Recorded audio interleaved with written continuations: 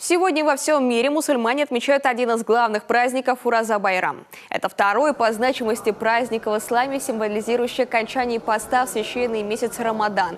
По традиции, на протяжении 30 дней верующие соблюдают строгий пост Ураза, который предписывает воздерживаться от развлечений, пищи и питья в светлое время суток и проводить это время в молитвах и покаяниях. С обращением в этот день к единоверцам выступил муфти Коми Валиахмад Хазрат Гаязов. Уважаемые единоверцы, братья и сестры, поздравляю вас с благословенным праздником Ураза-Байрам.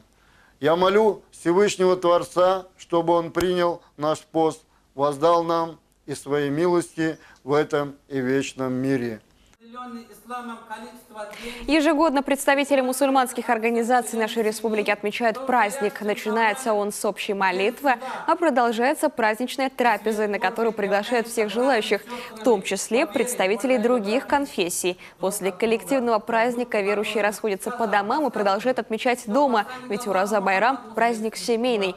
Обязательный атрибут – мясные блюда, сладости и фрукты, а также раздача милостыни в помощь бедным и нуждающимся.